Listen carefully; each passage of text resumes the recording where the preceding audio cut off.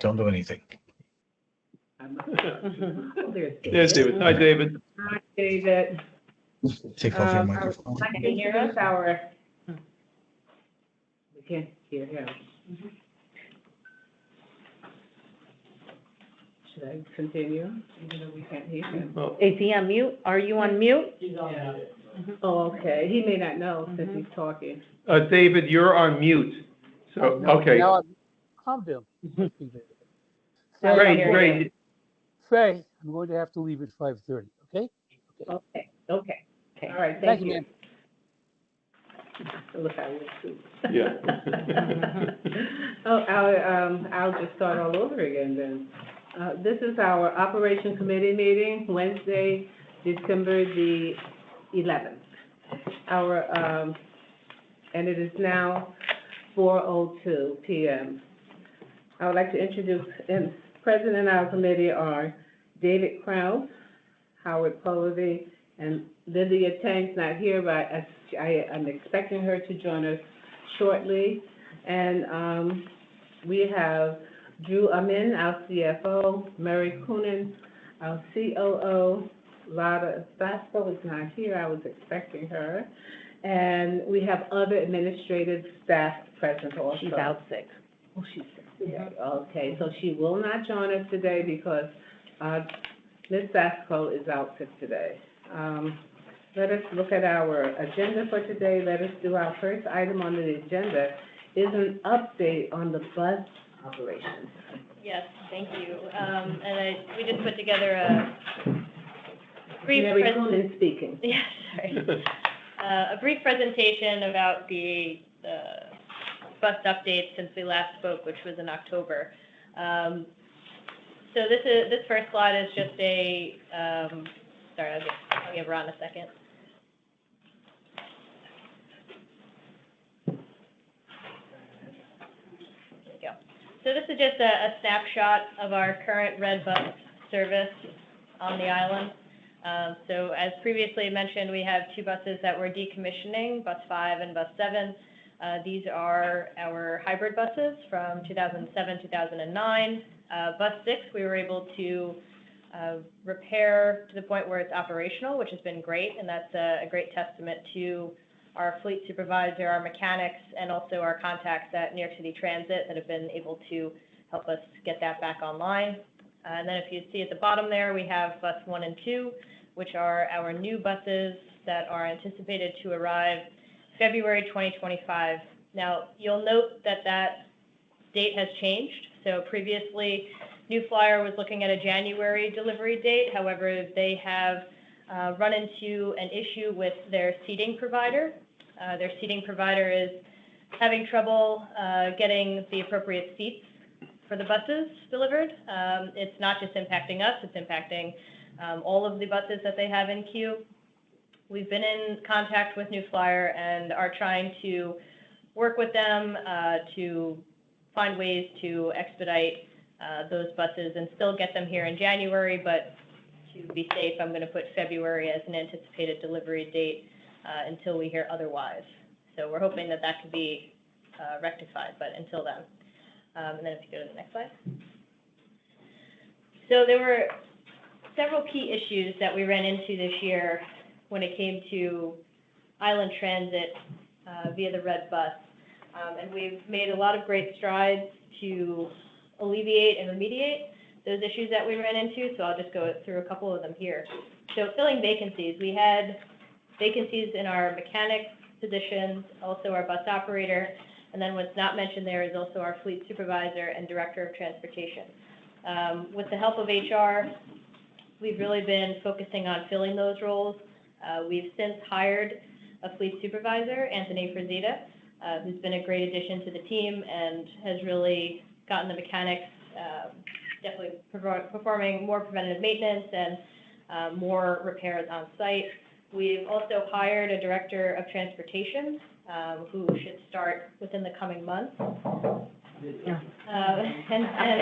we've also filled 2 bus operator roles and a mechanic role.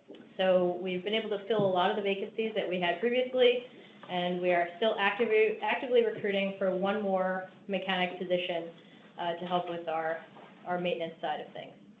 Our issue identification and prioritization, so we conduct more thorough and timely reviews and assessments of all of the issues that could arise with our bus fleet and then also with our light-duty vehicles.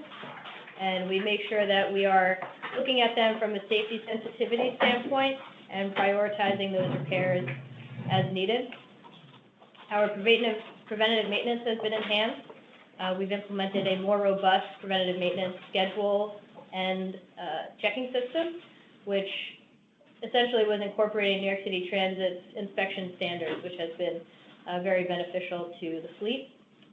We've strengthened our vendor partnership for repairs and parts. We were able to locate and build relationships with local vendors who offer state pricing.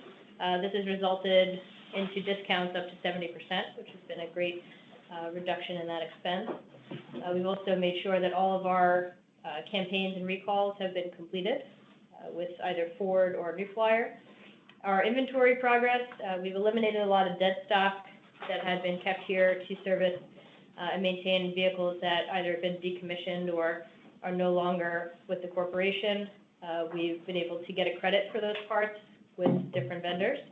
And now we're in the process of organizing and creating a more robust inventory list and tracking mechanism with also a software that we've added to continue to get that to a good place. We've since resumed late night service to align with tram schedules on weekdays and weeknights, and then also on the weekends. We've also resumed our shoppers bus service, which I remember at the last board meeting was something that the community was really looking to have back on track, and happy to say we've been able to resume that service before the holidays, which has been good. So looking forward to next year, we have a hybrid bus purchase, which was presented in October to discuss the benefits of going with the hybrid as essentially a method of getting more sustainable without going to a full EV fleet, because we'll need to do a feasibility study before proceeding down that road. The estimated expenditure right now is a little over $800,000. That includes training and extended warranties for the batteries within those hybrids, which are usually the most troublesome parts of those buses. So again, that's a lot of that is due to Anthony Frazita, our fleet supervisor, has been instrumental in making sure that this purchase or this soon-to-be purchase is done and looked at thoroughly before proceeding. And then our midlife overhauls for bus 8 and 9, like previously discussed, midlife overhauls are a normal preventative maintenance practice that is usually performed on buses around the, I believe it was the 7-year mark, 8-year mark, which bus 8 and 9 are just about or just beyond. So performing these midlife overhauls will extend the life of these buses and also should reduce any major repairs that would otherwise take them out of service. We also want to look into bus surveillance systems to enhance the safety and monitoring of the buses, not only on the exterior, should there be any incidents there, but also inside the buses as well. That's the general update for island transportation as it pertains to buses. So our 2 new overall buses will hopefully make them act as if they are new, and hopefully we'll have less maintenance problems with them. Okay, is this new with us? I don't remember. Did we do this before? Midlife overhauls, I can't confirm that I've never done it in the past, but I will say we have not done it within the past 5 to 8 years. Well, I think this is why, since we have had so much difficulty with our buses. So I'm happy to see this being done. And, you know, we went to, Niebuhr is the company that performs this, and they walked us through everything that they do, and they essentially rebuild the bus. You know, so they put all critical parts new back into the bus. They look at the flooring, the roof, all the different aspects and areas that would normally cause a major issue. So when you get it back, that's why the extended life of the bus just grows exponentially, because you perform this midlife overhaul. I think it's definitely worth the value, expense, especially since we are fearful of having bus breakdown. and I'm looking forward to purchasing another bus in the very near future. So right now, we have 5 large buses, and we have the small bus, the minibus, too.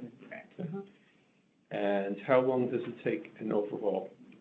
Midlife overhaul, don't quote me, but I'm pretty sure it As a takes guess. a month and a half to 2 months. Okay, so it's a really substantial thing. It's substantial, and we would wait until we receive the 2 new buses before sending out one of the either 8 or 9 for that. So we would still have 6 buses here.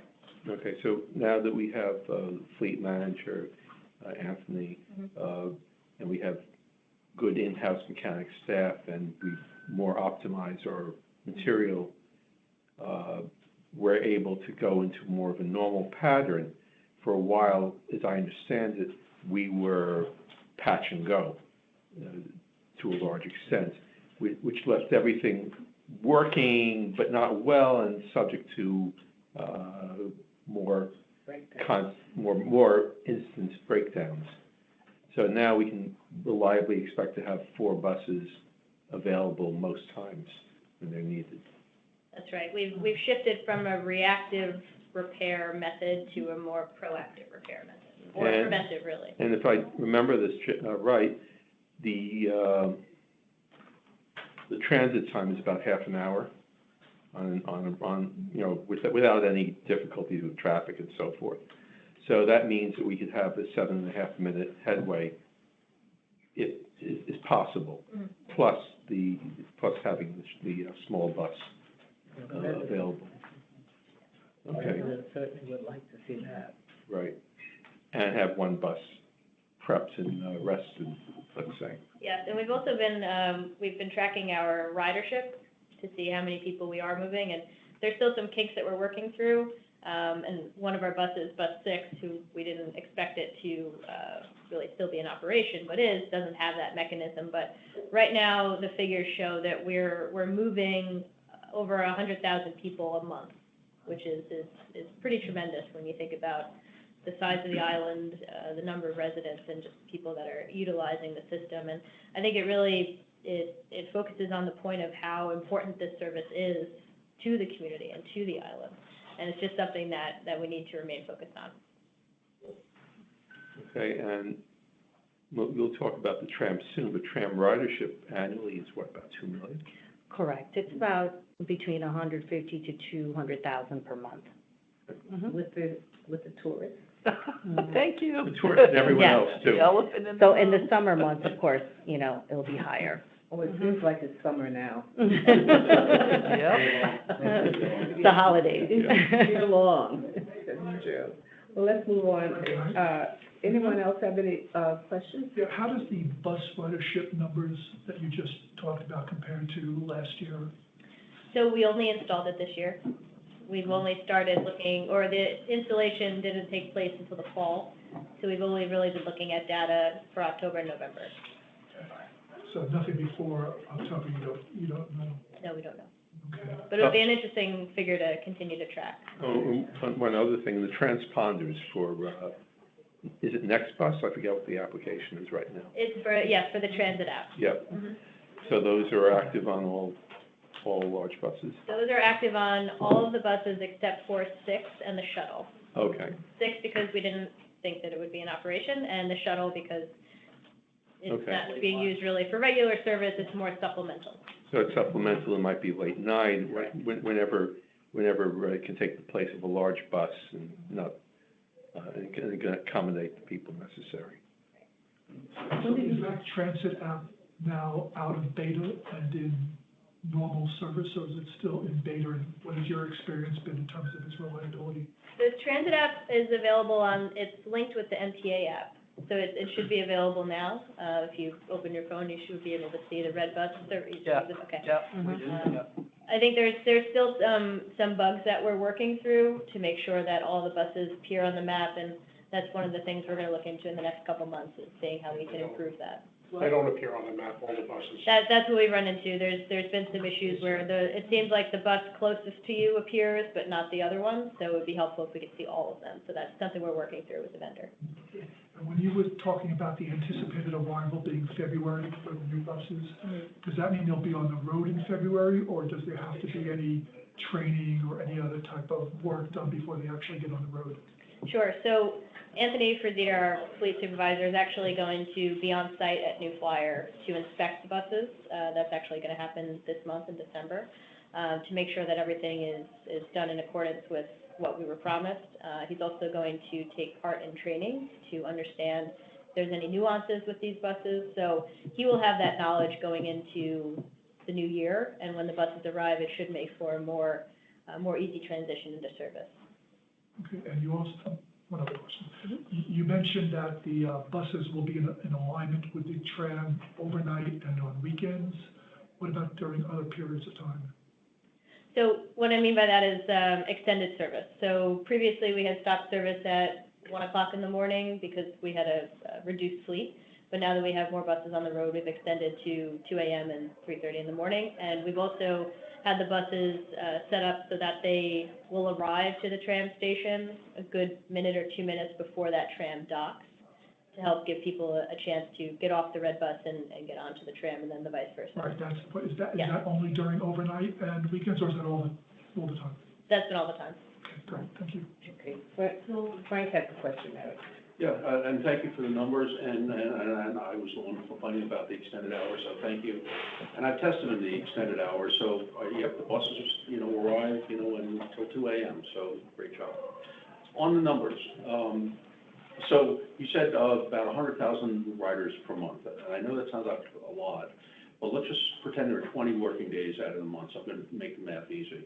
That's 5,000 a day, and then people who take the bus in one direction probably also take it in the other direction.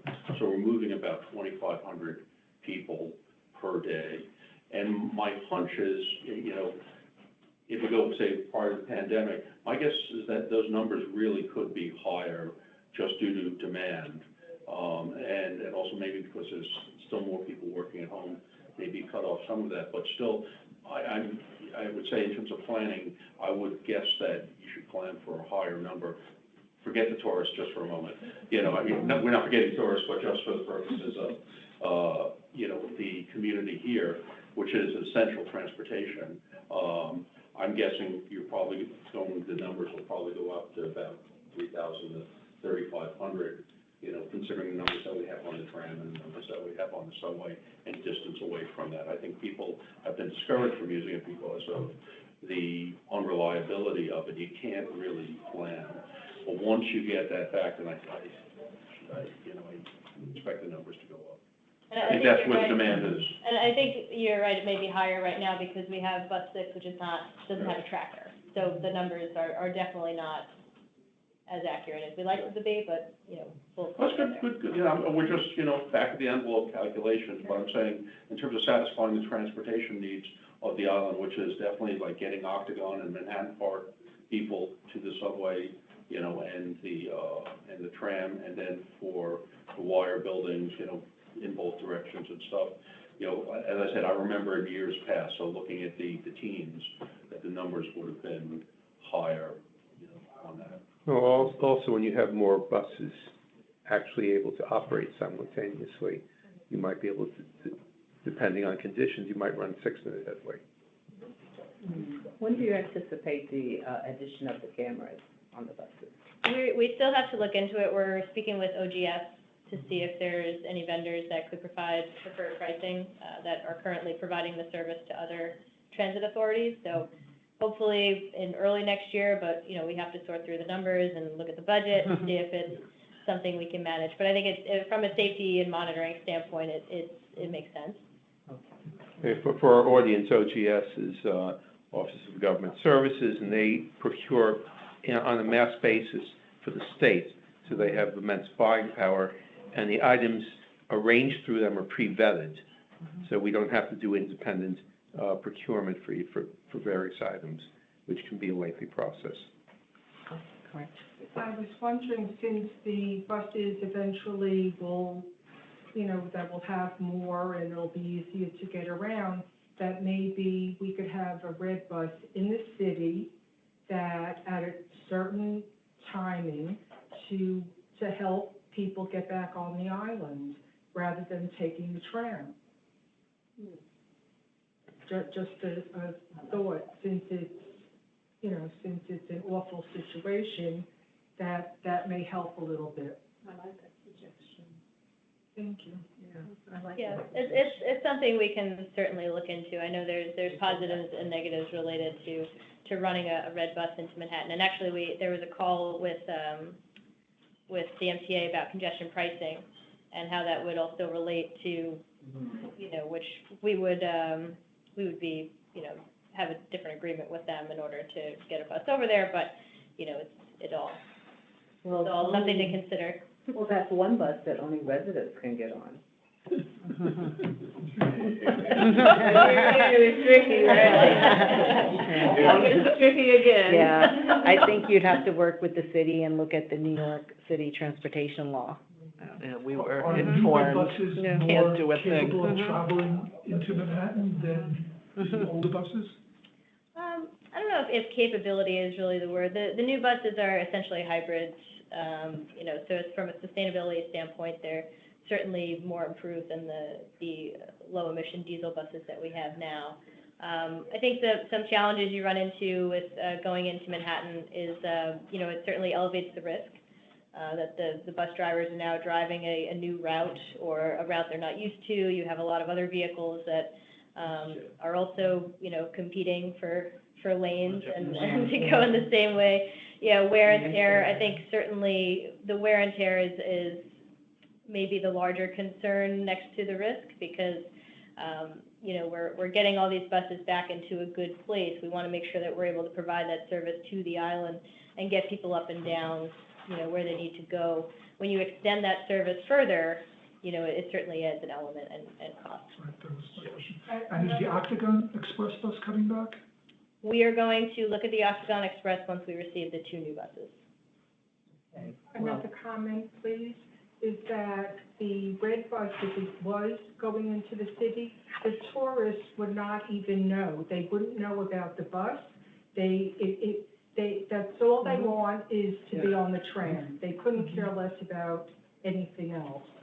So it's not a matter of, well, the tourists also have to use that red bus. It's that they wouldn't even know. It's a way to get people back on the islands. for a while, they won't know. Someone will put it on the, towards, Well, like it did the other. maybe. Yeah. Let's move on to item number Well, 2. You have any other questions? Yes, I do have a comment. Did you have a comment first? I was waiting till the end. Okay. Did you want to? Oh, I just had one comment that I think it's very cost effective that we do the midlife overhauls to extend the life of the buses, especially because we have the state mandate that by 2035, we have to have electric vehicles in place.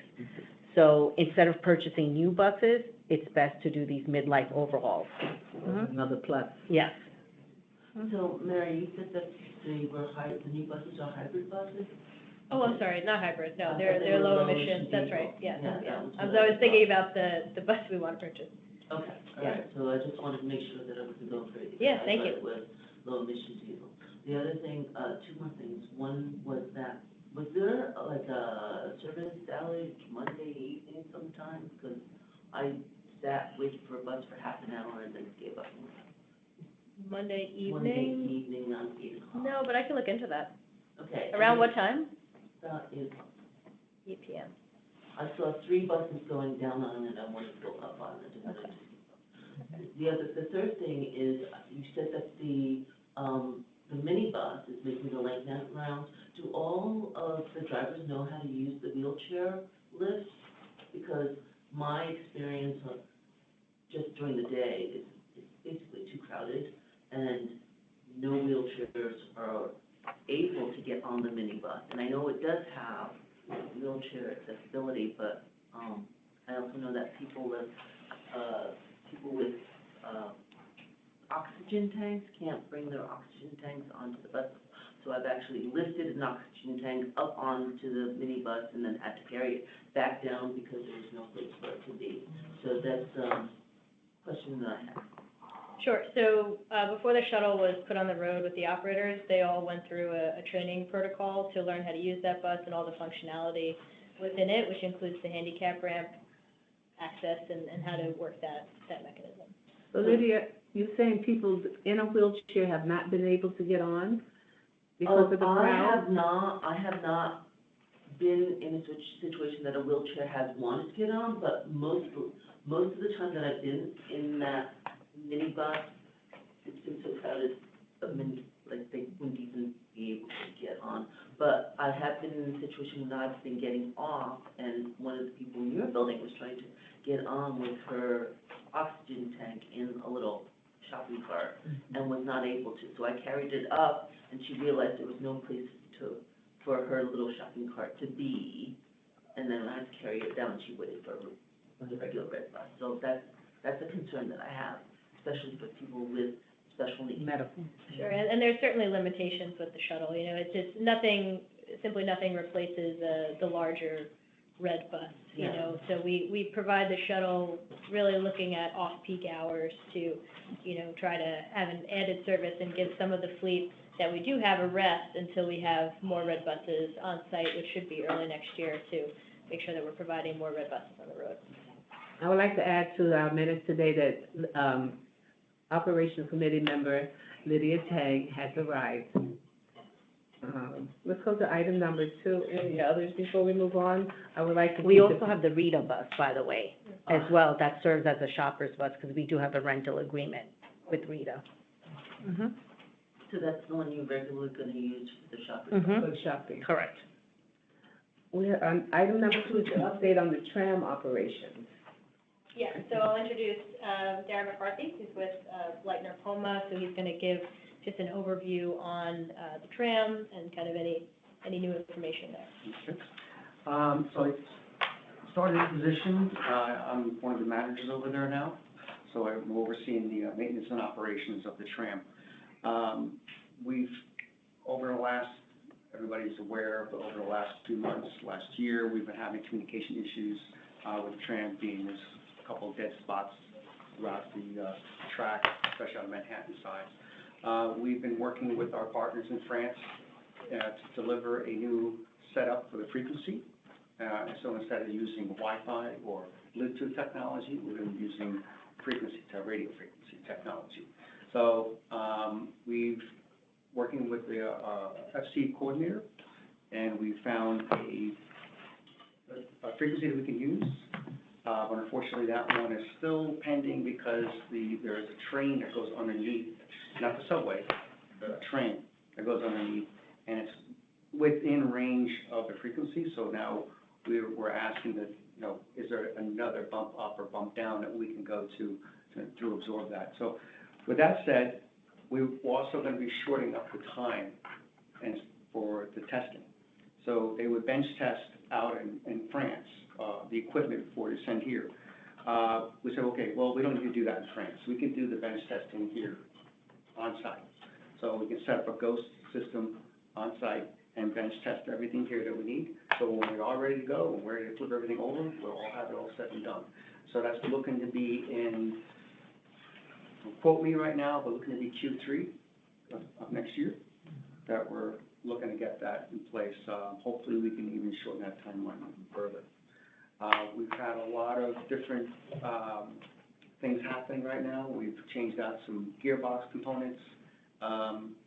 And you may have seen over the weekend, we had some issues with the tram, and there was a momentary stop, which we can repair. We do what we call a rapid response. If there is something going on with the tram, our supervisors and mechanics are trained to work on the issue, get everybody safe, make sure that first safety is number one, and then if we have to, we bring the tram in at 0.5 meters per second. And that would be just a backup to bring everybody back. You all want to know that the system has very redundancy to it. It's 4 different types of motors and plus redundancy that's built into it. So you never see what happened back in 2010, whatever it was. So, you know, I like to, and Mary used it before, I like to use this word too, is a proactive approach, not reactive. So coming in, I've seen a lot of reaction, and, in my experience, is getting ahead of something, the smallest thing to the biggest thing, and making sure that you have a proactive approach. So the maintenance is gonna be done, a lot more proactively. There's gonna be accountability for all of the staff members, that's including the station attendants, cabin attendants, and mechanics, supervisors, and myself. So it's all gonna be making sure that everybody knows their job functions and what they're supposed to do. I've received complaints, with the station attendants in Manhattan. They have been spoken to. I've gone over there myself, observed what's going on. I've had to have some uncomfortable conversations with some folks and making sure that they know what they need to do. So, same thing with the mechanics as well, but I'm just making sure that everything is gonna be in stride where we wanna be and safety's it. So we have a lot of projects that are coming up in the next few years. We have a whole carriage overhaul. So I just keep going, so if anybody has any questions. I have a question. Can you explain the wait time, because many residents have been upset with the wait time that, they have had to come in, the channel comes in, and there's this long wait period, which we're not accustomed to. Yep. And why that is going on. Okay, so we've been working with REAC and the Department of Labor on the wait. So we found that the speed that we're at right now, 3.15, is a comfort speed. So if the tram was to have a stop, that speed has the least impactful to the passengers, so meaning that the sway, okay? So the Department of Labor was given all the data that we had regarding the sway and felt that was the most viable speed at that time. So we're working with the Department of Labor trying to get just a little bit more speed out of the tram. So we have like 10 minutes and 43 seconds. That's what it takes to go over. So the schedule is really goofy like that. So we want to bring it to 3.5 meters per second, and that will bring your schedule to an even 10 minutes instead of going back and forth. Now the goal is to get back to where we were and faster. So we were running at 4.5 meters per second. So, but we're going to actually get to a point where we're going to be able to go a little faster than that. We want to be up in the 5 range. So that all ties together with the communication. So once the communication is here, let's say we have it in place, another evaluation is going to occur, and we're going to be able to bring the speed back up. So we're going to be, unfortunately, going to be at this speed for quite some time before the frequency is all in place. So, but I think that we did a test today again with the Department of Labor, came on board, and I brought them up and did a few tests a little faster to show them how the tram is reactive to what we have. Prior to this year, the dampeners on tram, which makes the tram go like, so it kind of slows that tram from making that big sway, those dampeners weren't functioning correctly. So the dampeners were fixed, new dampeners were put in, and we had the restrictions level on the dampeners from 1 millimeter to 0.5 millimeter. So the 0.5 millimeter made a huge difference on that sway, back and forth like this. So we kind of, and it has much more of a comfortable swing to it, and it stops very, kind of like goes like this, and this go like that, and it stops. So it goes hand in hand, speed, and then the frequency. So once that's all in place, then we can get up to a higher speed. Darren, can you talk a little bit about when the cabin docks? Yes, the wait. Yeah, That's excuse what- me, yeah, That's thank what you. I was- So, I thought, so when yeah. the cabin docks, now, instead of before, it would leave right away. So now when the cabin docks, there's a waiting period of several minutes. Can you talk a little bit more about why that Why? change was made and then So the that's necessity? Yes, that is dwell time. So we need to be able to charge the battery. So when we're crossing the river right now, it's taking 6.5 minutes to cross the river. Prior to, it was under, it was like 4 minutes. So those batteries, because there's no copper connection to the tram. It's all battery driven. Once it's up in the air, so we have batteries on top of the roof, and we have actually put in more robust batteries than there were before. But we want to keep those batteries charged. So that's why when we land, we have to stay longer because we're in the air longer. So if we're in the air shorter, that when we land, we can charge and go a little faster. Right. Thing. So we call it a dwell time. So we did a lot of math, and we decided that the dwell time that we have now is 3 minutes. That we're in the bay, a little over 3 minutes, that we're in the bay getting that charge. Once it gets over to the other side, it sits there for another 3 minutes. So when we're on a single track, it takes about 20 minutes. Once it comes back, it takes about 20 minutes. So there is a long wait time for passengers when it's a single track. And then if we do bump up the speed a little bit, we can reduce that dwell time. So we're really, I think we're going to be able to get there. Yeah, the DOL has asked for several verification tests and studies, which Darren and his team are gonna perform, so we can get their insights. I'm looking forward to it. And many residents.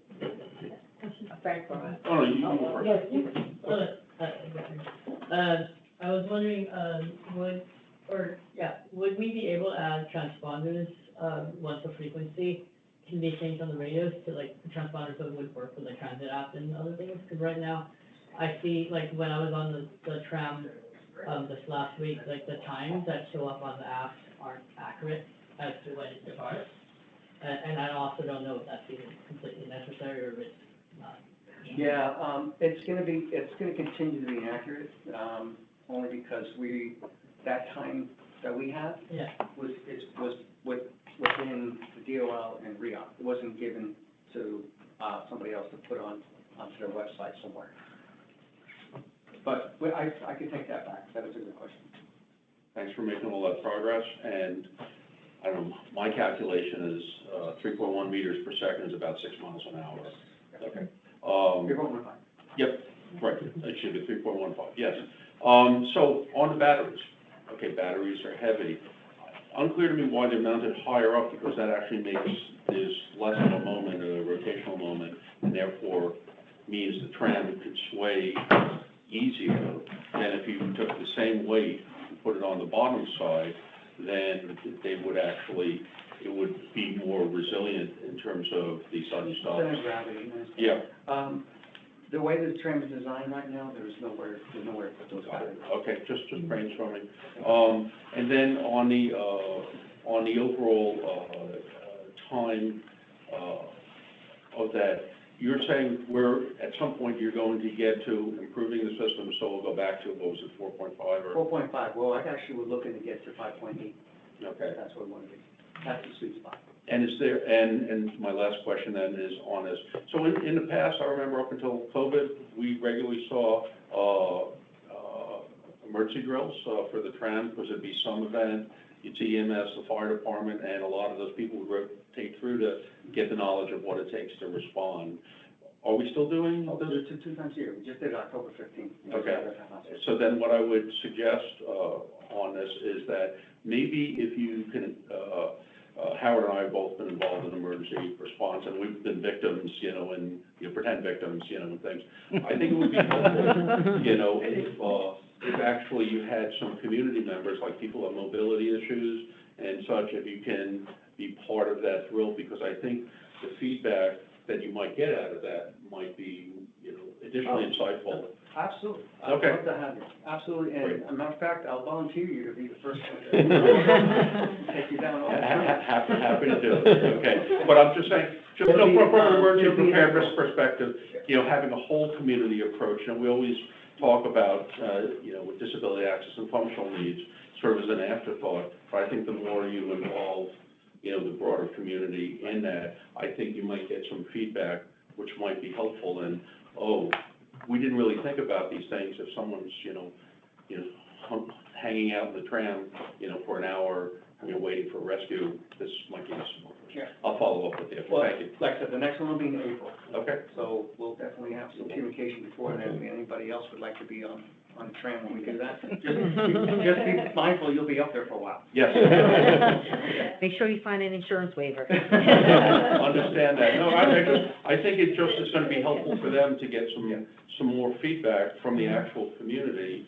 And we don't know all the things, and that's the purpose of doing, this type of drill, is to, make ourselves more aware of a better response. We have an open door policy, so anybody, and again, anybody here who wants to come down to the tram, I'll look under the hood, you're more than welcome. I'll show you everything you want to see with the tram and. So I didn't identify myself, I'm Frank France, I'm president of the Resident Association, so we have a strong, very long interest in the tram. I'm sure you do. And just to touch on the communication, the frequency interference that we're running into, I know, can you talk a little bit about the study you did and just how many frequencies you found approximately in the area? So we found, we had a few studies done. We've actually hired a third-party vendor, so they don't have any ties to us or REOC. They came out and they showed us we had 904 different devices that are interfering with the tram, that are going across because of the buildings in Manhattan are just beaming out, the routers, everything. So my concern when I first started here was that Verizon, what they go to, you know, they have right now, they have the Gig 5, you know, the BIOS and all that stuff is pushing out a lot of data. So when if you picture a basketball, and that basketball is a bigger basketball than yours, it's gonna push you over. And so, and you go to 5G, you know, you go to 10G, 6G, when the higher G goes, the bigger their basketball is. And so we wanna make sure that we're not even part of that. And so that's why we're going with the radio frequency instead. And that's the way the trams are done throughout the world, and it should be no different here. And the reason they didn't have it done here prior was the tram frequency was, at the time, was too low. So it was being picked up and broadcasted by taxi companies, limo companies illegally. If it had brought up to a different level, it might have been a different story. So we're staying away from that. We're going from, it was at 1 watt, we're looking at 10 watts and higher. So it'll be broadcasting, go from here all the way across Manhattan. It'll be broadcasting a 21-mile radius. But, you're allowed to use government restricted RF frequencies, right? Right now, if you're over the 900 range, you would be government restricted. Right. No, we're not going to be in that range right now. Right. But we're going to do everything we can to lock down and privatize it. Right, because that would keep away the consumer frequencies. Rick has something. Now, I'm just wondering, if the greater capacities due to the tourists are stressing it out or will be stressing it out? No, the weight of the tram can hold over 19,000 pounds. So it's 110 people on average, that's they can fit. So we don't see an issue with the actual tram because of the capacity. Okay. It doesn't affect the tram at all. Okay. It's just we do have that frequency issue and interference. That's what's affecting. It could be an empty tram, and it'll happen. Right. Rick? So is there any possibility of increasing the speed of the tram more than every 10 minutes before the third quarter that you mentioned? I wouldn't be able to answer that question fully right now until we have more data that we'll be able to get back from France that can combine everything together, but that is the goal. And that's a decision made by the Department of Labor, is that? It'll be combined with the Department of Labor and REOC and LPOA. Okay. And you had mentioned that you've had some conversations with tram staff about certain, customer service issues? Yes. Could you explain in more detail what those conversations were? Yeah, about? so I'll give you an example of the station attendants on the Manhattan side. So visually, we can't see them because we're on side, but we see them with the cameras.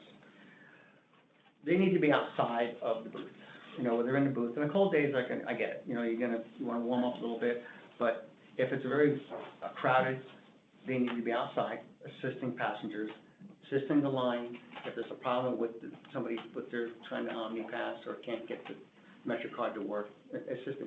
So instead of sitting in the booth and just staring at people, I had to explain that their job function is to help people go down the stairs, go walk around the platform, help the elderly, help the handicapped onto the tram, make every necessary possibility to make yourself visible. So there has been an issue where people who are older adults and disabled adults, when there's a public safety officer there, the public safety officer often helps the people to get to the tram. Okay. But when the public safety officer is not there and it's only the tram staff, Right. they have not in the past been aware of, I guess, the the policy of trying to help I people. show you they are now. So they are, so Yeah. people who ask to go up on the elevator because they are either older or need assistance, if there's a tram person. Well, I can't have somebody in two places at one time. So if they're on the platform, they can help up there. If they're down by the elevator, they can help there. If somebody comes to the elevator and needs assistance down low, and I have somebody that he's up there or she's up there, I won't know that they need assistance down low. Right, and I've seen Okay. instances where there were tram staff at the bottom of the staircase, and they were told by the person that they have an issue and that they could skip, the line was down to 59th Street. Yeah. And they were told they could just get in the elevator and go up, and the tram person said, no, you can't. Whereas if there was a public safety officer there, they often allow that to happen. So has that been communicated to the tram staff? Well, the tram staff, it's been communicated that they need to wait online. Then when they come to the elevator, can't just skip the whole line to go to the elevator. So that's the issue. That's been communicated, yes. No, but the issue is that they can skip the line. Yes, they can. Well, I think so, maybe Kevin could give. Can I just say this on that? about that? It's all done on a case-by-case basis, and when they get there, they help them, to the best way that they can help them. If it is skipping a line, sometimes they do. It depends on where it is, what time of day. Every situation is not the same, but public safety does, we help them, and the tram personnel, they help also. Well, that's what I'm saying. I've been there when they've helped out. That's what I'm saying, the public safety officers. Yeah, but they help out The also. experience is that the tram staff is not aware of that. So I'm just asking if Okay, during that'll the be corrected. conversations. Yes, we'll make it correct. Because I can tell you this, when we're down there in public safety, we work hand in hand with them. And we kind of try to mirror each other so that there isn't a different policy when one is not there as versus the other. So we try to keep it consistent. Right, now, I'm agreeing with you that Okay. when public safety is there, that's what happens. What I've seen and what people have told me is when public safety is not there, and it's only the tram staff, they're not aware, or they don't feel they have the discretion to allow an older person or a disabled person to skip the line and to use the elevator. So I'm just asking if that would be. How long ago was this that you? And when there's a long line, public safety is always there. No, this was like, there's a line down to 59th Street, and there was. And we've experienced it, because what happens if you take the elevator, unless you walk down the stairs, you are skipping the line. And I got into it with someone because they were, the tour, it was tourists. It's nuts. Takes an hour to get on that line when they're running one tram during the day. It's an hour to get over. And if you live here, it's a nightmare. Yeah. And people are not, I asked somebody for common courtesy, and her response was, I don't see a sign. So she felt like if she saw a sign that said residents have priority, seniors have priority, however you would want to make a sign, then she would respect that. Yeah, I think. But and then I went and asked about that to the RIAC people, whatever, on Main Street, and they said it's controlled by the MTA, they have nothing to do with it. You have to go by their rules, just like you sort of just intimated. So we're just out of luck.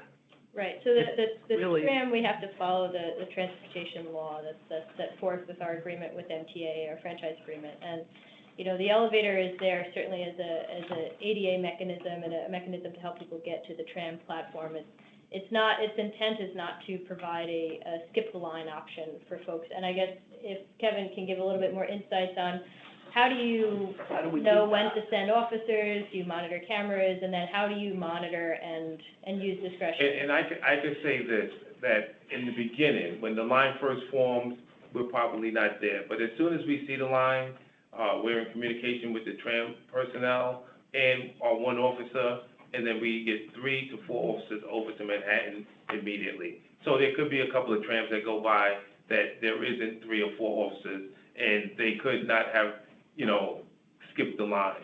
So we need an officer to do it, really. If we take the elevator. I could just say, I was on the train the other day, and sometimes it's common courtesy with other riders that should kick in. Right. But we can't always hold them to that. So when we get there, immediately, and we help out as many people as we can. and it's sort of case by case, but we don't, I can tell you this, our officers, we've been through this for a long time now. They know the drill, they wanna get people on the tram that need, especially people who need help. They wanna get them on the tram, because we don't want anybody who needs help to not, get the help that's necessary, so that then maybe they can be coming into a situation that's uncomfortable. You've been very patient. More than you can understand. Anyway, regarding the signage, there was a sign there, but it was moved. There was a sign upstairs by the tram. Those signs were also moved and taken away. And then there was some kind of note put on the doorway on the side of the tram, the back side when you're coming, if you're going on the south tram. And I don't know if the same thing applies to the south tram, but there was some note saying no public safety officer or employee can board through the back side. Yeah, that's a deboarding of the sign, tram. so there's no boarding. And there was a sign downstairs, there was a huge sign downstairs by the elevator regarding the ADA and people with disabilities, and that sign was taken away. I saw the sign, and it was there for a while, and then it was moved. And now you have people getting on the elevator that are able-bodied, jumping on the elevator in front of people like pregnant women with strollers, myself who's disabled, and the elderly. I'm sick of it. I'm sick of the tourists and their nonsense. There needs to be something done, regardless whether they cover the windows. I don't care whether there's somebody that can be hired to greet people properly and tell them where they can go, spots on the island to visit, because 5 o'clock that kiosk closes, South Park closes at 6. They're coming in droves at 8, 9, 10 o'clock at night. This is a residential neighborhood. Yeah. People are sleeping, people have to go to work, school, doctor's appointments or whatever, and you get a whole bunch of these tourists doing nothing but riding the tram around like it's an amusement park ride. Thank you. It is not. Yeah. It has gotten out of control, completely out of control. I stood there and I watched it. I've watched it. I've watched them come and jump into the Christmas decorations after they get off the tram. I've seen them standing on the RI sign. There's no public safety anywhere to be found after 7 p.m. That's a problem. Is there anything real can do about this? The best thing that residents can do is to write to the representative and to the governor, because we have no control. The person that can change that rule is the governor. And I've written to her. And that's why we need more than just you. Right, I'm trying to do that. That's why. Can you explain that more? Why is it the governor and not RIA Yeah. that can make that decision? Because it is not it is not within our purview to do this. We have not the right to do this. The governor can do this. No, we have, Yes, because the tram is a common carrier. So under the common carrier law, we have to follow the New York State transportation law. So we cannot discriminate against any riders based on what their residential status is. That would be like violating all the multiple contracts we have in place. well, some of the multiple contracts, when the tram was created, a franchise was created with the city. And the city franchise dictates that there's a reserved space through the air that this tram can go to. And there's a place in a park on Second Avenue that becomes the station over in Manhattan. And so, built on that franchise back in 84 maybe, I don't remember for sure, before the subway was in place, then you have layers of agreement. What can this thing do? How can it charge people? What are the permissible rates? All in this franchise. It's been built up over time. And layered on top of that was a transition to the MTA and to now Omni, which again has fare limitations and availability restrictions. So all these things have to be peeled like layers of an onion to get through, to change the fundamental nature of the tram. Right now, it's mass transit in the same situation that a subway station would be. And it has, if you look in the subway, they suggest that it's nice to offer seats to the elderly and disabled on the subway. There's no forcing possible. Can I, And so, can I say something? Yes? My daughter is disabled. I have taken her onto the subway, gone to the conductor of the train. When the subway was packed, they will empty out a portion of the subway so that my daughter can go onto the subway. So it is MTA policy to allow and let the disabled jump the line and get onto the subway, and we force people to get off the subway to allow that wheelchair onto the subway. Yeah, And this is that is outside the of like disabled or senior citizens, that can obviously, get ahead of the line. Yeah. Yeah, Through but a it's public important safety to officer. say. Mhm. Yeah, it's okay, important to so it say. is okay with a public Safety officer or a tram or station senior attendant, or correct. disabled. Okay, Correct. so that's a learning thing for us. Okay, and it would be nice to have the signage restored to the stations to suggest courtesy Yeah. at minimum for availability of the elevator for We actually for just people who need it. revised the signs. I Okay, thought great. they were posted, we'll have to check on that. Okay. Just as a follow-up, though, Mhm. the common carrier law says there can be no unreasonable or. That's the common carrier law, but there are other, Just wait, but Yeah. just let's follow through on this. It says no unreasonable or undue preference can be given. Mhm. Are there any reasonable preferences that you can conceive of that would allow, a resident preference? Don't you, Senior and disabled. well, so it's not, what I'm saying is it's not as clear cut as you're making it out to be, because there is that qualification of. there is, but there's reasonable or also, undue. there's a lot to unpack here. Yeah. For instance, Regarding the for franchise- instance, if we're going to have two lines, right, going up to the subway, where is the gatekeeper going to be situated? Yeah, but those are two different issues. It's two different issues, but where's the gatekeeper going to be? Where are the waiting areas going to be? We don't have any. We don't have any. And are we willing, for example, to forego the Omni system? These are hard questions that we have to think about. Regarding the franchise agreements, don't the franchise agreements really pertain to fares? And we're not really talking about. No, it's not, it's actually, that's what I was about to, I'll read you the two sentences so we all know what we're fighting about here. It says, this is in the discrimination prohibited section, or, so I'm just reading here, the relevant portion is, no common carrier shall in any manner discriminate in respect to rates, fares, or charges, or in respect to any service, so it's the service aspect that you're discriminating on by providing, in effect, two tiers of service. That's the area where you trip over it. So it covers more than rate, it also covers service. Well, these are difficult questions to unpack. And I'm not suggesting it's easy, and I'm not suggesting that we're not thinking about these things. I myself, Article 4, Section 106. I'm disabled.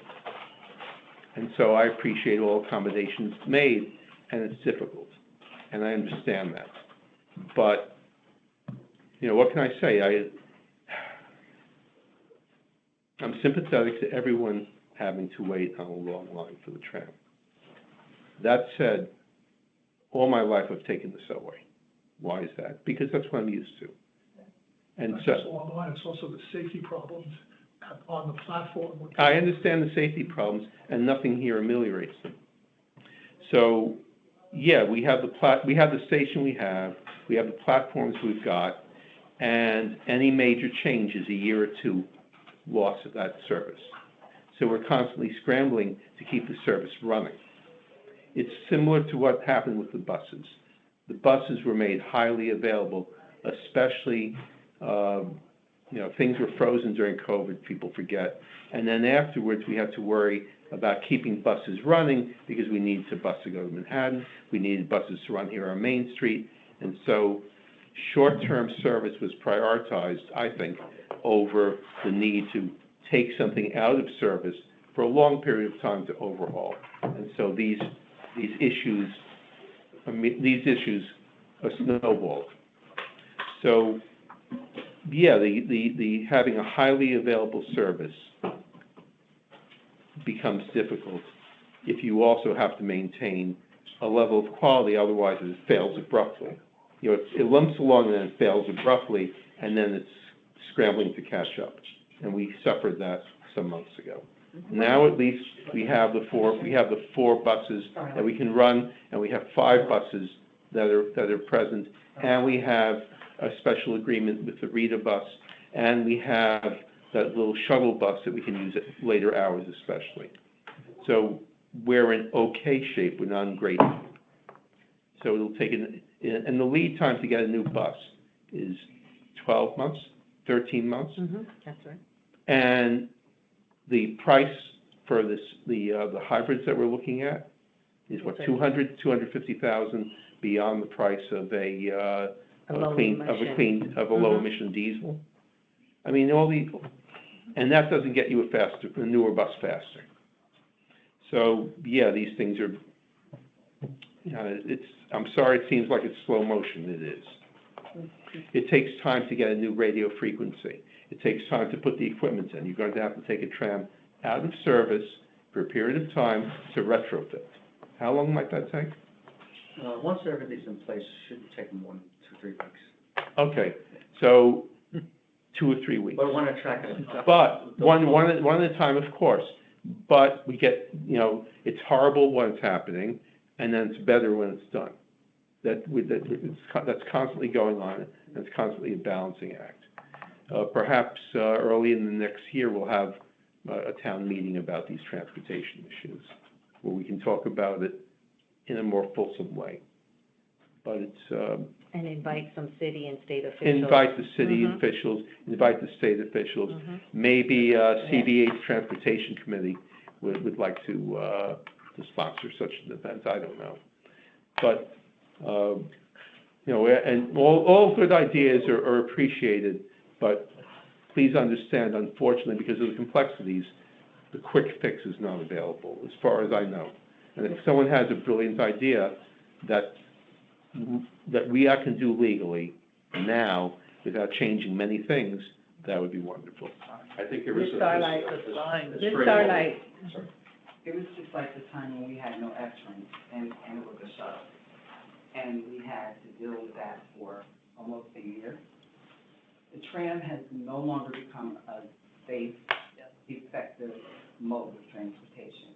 It has become an amusement park ride, and it needs to be restored back to its original purpose. Well, I'm sorry to interrupt. Even if it's like some kind of out of the box idea, like, oh, let's have one tram for the tourists and one tram for the residents. But obviously, that's not going to work. Everything is a problem. I have a suggestion for anyone who'd like to try it. 10 people online holding picket signs. I've seen that platform filled up, so insane, and the sign that says no smoking, drinking, and eating, oh, forget about it. I've seen people stand on that platform smoking, drinking, eating, doing God knows what. When the platform is clear, I see bottles, garbage, all on the platform, cigarette butts, all kinds of things that shouldn't even be there. These are not the residents that are doing this. These are the tourists that are doing this. They're treating this island like it's a dump. Whatever they're doing where they live and where they come from, they come here and do the same thing. I'm trying to come up with an idea. I wish someone would help me come up with an idea. We have a petition floating around that people are signing because people are fed up. Now, granted, only 20% of the 11,800 residents on this island have signed the petition, but I can guarantee you that they are just as unhappy as I am and some other people in here are about the situation with the tram. It is not rideable, it is not usable. I can count the residents riding on the tram in the evening and seeing all these tourists, and I'm like, where are they going? Nothing is open. Trying to generate revenue, find a way to get people to come to the south, to the north side. But that's not happening. They're sitting right around in that little area. They swipe and they come back, they empty out the cabin, they swipe and go right back to the other side. Where's the revenue? Where's the revenue? When people are standing there piggybacking on each other, pushing 3 people in on one flight, or coming through the gate. Where's the revenue? Oh, we're making money. How? When? How? Where? I don't understand. I just wanted to add one more thing, so I read you the portion there, so at least we know the words.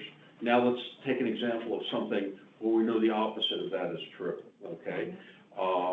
I used to remember, when going over the Ferris Island, Bridge, at some point, Staten Island residents had a special rate, okay? They didn't get special service, but they got special rate, okay?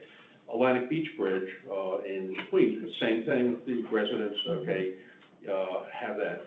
So, given that provision that says no discrimination on rate and service, the MTA has figured out how to crack that nut, okay? Because they've provided that particular kind of different rate for Staten Island residents and Atlantic Beach residents. They're gonna do it with congestion pricing too. Well, I'm putting, just ignoring everything with congestion pricing.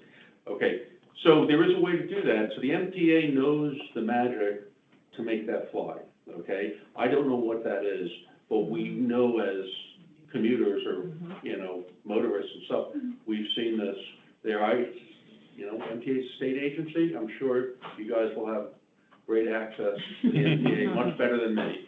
But I'm just saying, how did you do it on Staten Island, okay, for Staten Island residents? And then someone will be able to, you know, without tripping over the common carrier or, you know, non-discriminatory. I came up with that idea for the tram, and I was told that the governor, here again, it has a lot to do with the state. But these are state laws of which the MTA still has to. Someone has to give the okay. I'm just saying, if someone, you can just simply say in one sentence, it was done for Staten Island, it was done for Atlantic Beach, okay? We need that kind of thing for Roosevelt Island. What's the executive, you know, executive branch fix? Or the regulatory fix, or the legislative fix, but someone knows how to do this, okay? So that's what I see. Yeah, I think the governor, I agree with Faye, has that executive power to do that, just like with congestion pricing. She had that power to implement that. I was told that it was the governor. And I understand your concerns and, you know. Thank you, guys. We appreciate all your work. All right, take care. Good night. Just, some have suggested a temporary window covering over the windows. I did. Yeah. You did too. So that people, you have to understand, when you're on that tram and people are doing this over your head, this is what they're doing, over your head. You know what I'm talking about. This is what they're doing. They're standing directly on top of you, doing this.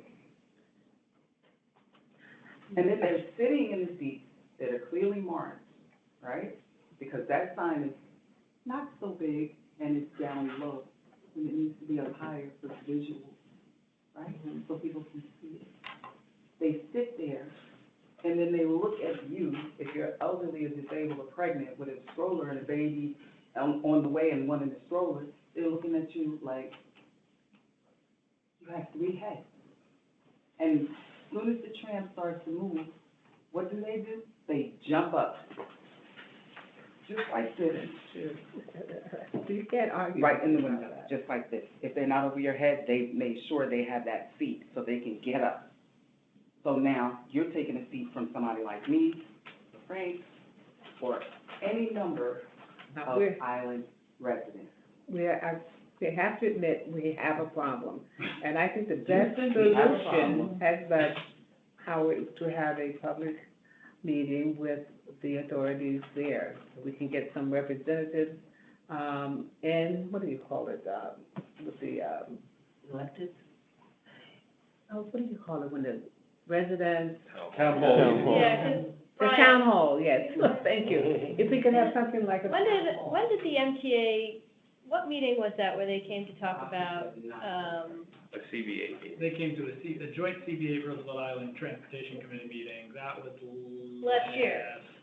Or earlier Right, this do you year. remember when that was? But that's a little. That was like right after they came to the REAC board meeting also. They were at REAC board meeting. That was like October. It was around fall of last year. And didn't they talk about, Yeah, so all that came Yeah. up at that meeting. okay, what did they say? I don't remember. The Transportation Committee Chair, was of the belief that, there is, the tram is public transportation, it's a common carrier, and you can't run the priority line.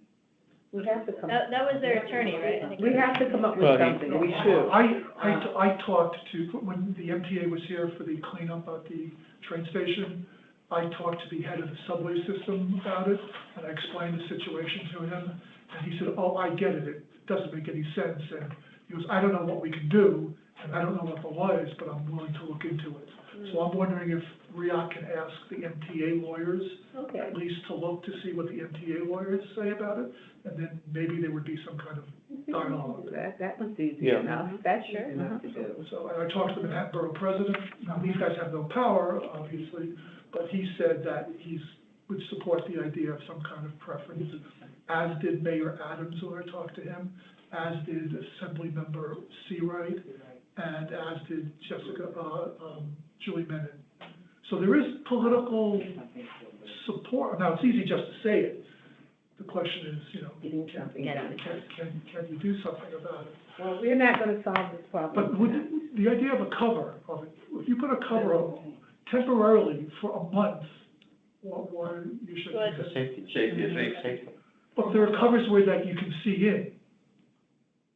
If there's No, a the cover safety, in- the safety issue is, it has to do with people's balance, because they don't have the peripheral vision, and it can make people fall over. They really need to have the peripheral vision, which gives them the balance in a machine that's sort of, sloshing around. And without that, then people can get vertigo and lose their balance. Yeah, they Faye, wouldn't know when- Faye, how are we doing on the Yes, agenda?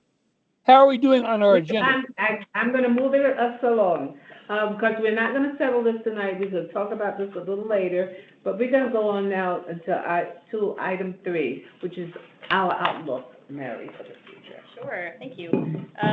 So our outlook is, it's not a lot of new information, it's a lot of what was discussed and has been discussed earlier in the year. So we're anxiously awaiting the arrival of our 2 new red buses, and we're looking forward to the purchase of a hybrid bus. Those are high priorities for us to provide continuity of service for island transportation. Also in the realm of transportation, the roadways project is still in the design phase. We were able to transfer the funding from the bike lane project to the roadways project in the sum of $5 million, which has been a great addition for that project and to help support our capital budget. What's the source of that funding again? That is a federal TAP fund. Great. Federal Transportation Fund. So we have a meeting with SDOT starting this month to talk about that funding and any other steps we need to satisfy to make sure that we receive that funding. So that's a priority for us. And there's 2 phases of that project, right? Yeah, only one phase that we'll be doing construction on. The other one is just an island master plan. So the phase 1 construction is just simply Main Street, just to sum it all up. In that same vein, our maintenance team is going to continue addressing ZBRIC issues that continuously pop up on Main Street as well as the promenades. This is a losing battle. As long as we have ZBRICs, we will constantly need to repair them. They do their best to prioritize the most high priority ones to address them quickly. The crosswalks are definitely on there. It's an uphill battle, but they're going to continue to focus on those. And I believe this week we're doing some overnight work on Main Street to try and work through some of those areas. Regarding Sports Park, there will be a modest rate increase starting in 2025. This was communicated earlier this fall to the community. However, individuals who register before the end of the year will benefit from a slightly smaller rate adjustment than if you were to join after January 1. So we encourage folks to take advantage of that. What's the difference in that? I can send it to you. Okay. Yep. Yeah, it's not significant. Okay. Right.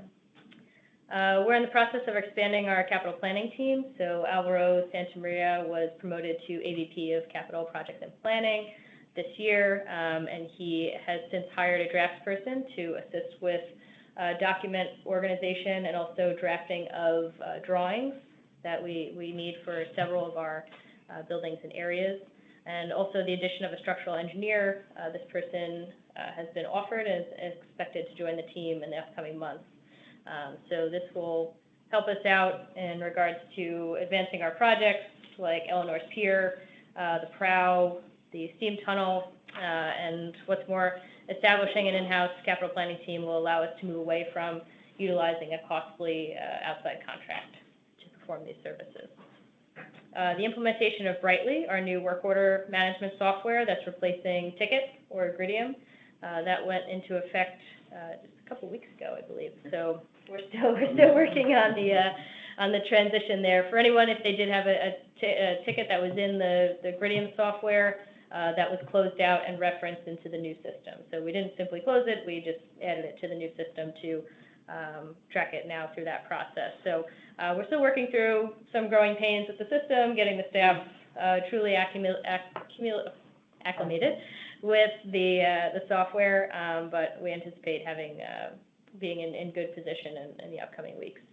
And then finally, happy to report everyone on the Motorgate waitlist has now been offered a parking space. So the waitlist is currently at 0, which is good, and this endeavor started earlier this year, I want to say in the summer, to try and get everyone off, and we've effectively been able to do so, which has been good. We've also begun to issue summonses, which has curtailed the illegal parking that had been taking place previously in the garage, so there's been improvements there as well. I was gonna give you 3 minutes so that you can speak about. Oh, sure. I wanted you to speak about this before we, Great. Okay. Hi, hi again, Frank Ferentz from the Residents Association here. I take a lot of FEMA classes and obviously a lot of training in emergency management. This one I took recently, it's an updated class on climate adaptation for emergency management. This applies to us, and I'd like to share some of the knowledge and the tidbits because they directly relate to Roosevelt Island. We are the New York Harbor. There's a lot of work being done, the Army Corps of Engineers. There's also a lot of stuff that's going on around locally here in coordination with the Waterfront Alliance. So I guess I'll contact you, and then maybe we can do like a 60 to 90 minute session. I can share, what I've learned and, and what is useful for, I believe, for REI. You'll pass this along to Ms. Cummings. I am. Thank you. Okay, any other business? Will someone care to call? I'll make a motion to adjourn. Second? I second. It is now. 5:19. It is now 5:19, and this is, we'll draw our meeting, the operations meeting will close, 5:19. Thank you. Thank you. Well done, Faith. Well done. Thank you. Right? I'm gonna hang up now. Thank you, Dave. Thank you.